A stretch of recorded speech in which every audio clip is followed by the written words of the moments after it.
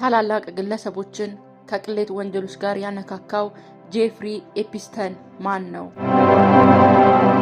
ጄፍሪ ኤፕስታይን በጃንዋሪ 20 1963 ተወልዶ ኦገስት 10 2019 ላይ ራሱን አጠፋ ተብሎ የተዘገበለት ታዋቂ የወሲብ ደላላ ነው።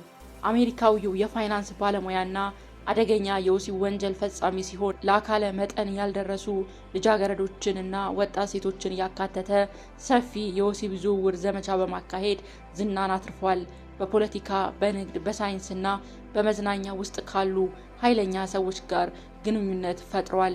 ይህም ቀጣይነት ያለው የህዝብ ጥቅምና የሴራ ንድፈ ሀሳቦችን አቀጣጥሏል። ኤፕስታይን በ2008 በፍሎሪዳ ግዛት ሴተኛ አዳሪዎችን ለ13 ወራት በዚሁ ስራ እንዲሰሩና እሱ ከሚንከባከባቸው ቢሊዮነሮች ጋር እያቀረበ ለ13 ወራት በማሰራት ጥፋተኛ መሆኑን አምኗል። በሐምሌ 2019 በፌዴራል የወሲብ ዝውውር ክስ ተጠርጥሮ ከ2002 እስከ 2005 እና ከዚያ በላይ መካከል በደርዘን የሚቆጠሩ ታዳጊዎችን አላግባብ በመበደል ክስ ተመስርቶበት ተይዘዋል። ብዙውን ጊዜ ለረጅም ጊዜ አጋሩ ከነበረው ጌስላይን ማክስዌል በኩል በብር እያማለሉ ይቀጥሯቸዋል። በነሐሴ 10 2019 በማናታን እስር ቤት ውስጥ ችሎት እየጠበቀ እያለ ራሱን በማጥፋት ህይወቱ አልፏል። ሞቱ ራስን ማጥፋት በሚል ተነግሯል። ምንም እንኳን ራሱን አጠፋ በሚባልበት ሰዓት እሱ የታሰረበት ክፍል ውስጥ ያሉ ካሜራዎች መሰበራቸውና የጥበቃ አባላቶች በዚያ ምሽት እዛ ቦታ እንዳልነበሩ ቢነገርም ሞቱ ሰፊ ጥርጣሬን ፈጥሯል።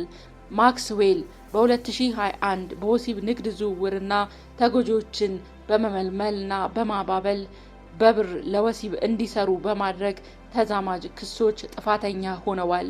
የ20 ዓመት እስራትም ተከናንበዋል።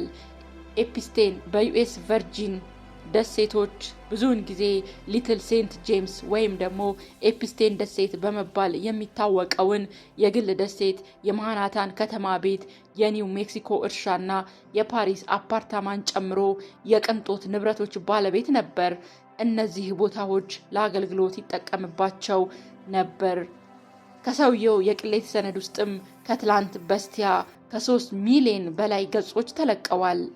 በዚህ ላይም 2000 ተንቀሳቃሽ የቪዲዮ ምስሎችን ጨምሮ 180,000 የፎቶ ፋይሎችም ተለቀዋል። የሚገርመው አሁንም ያልተለቀቁ ፋይሎች መኖራቸው ነው። እንዳይለቀቁ የተደረጉት አደገኛ ፋይሎች ከ200,000 በላይ ገጾችም ይለቀቃሉ ተብለዋል። ይህ ሁሉ የጥቂት ከበርቴዎች የቅሌት ዶሴ ነው። ከዩናይትድ ኪንግደም ልዑላን እስከ ዶናልድ ትራምፕ፣ ከቢዝነስ ሰዎች እስከ ተጽዕኖ ፈጣሪዎች ብዙዎቹ ከኤፕስታይን የወሲብ ድግስ ተቋድሰዋል። በጣም የሚገርመው የዋሁና ጨዋ መሳዩ ቢሊዮነር ቢል ጌትስ ጉዳይ ነው። ከአንዲት ራሽያዊት ወጣት ጋር ሲማግጥ በአባላዘር በሽታ መያዙ የወጣው ሰነድ አረጋግጧል።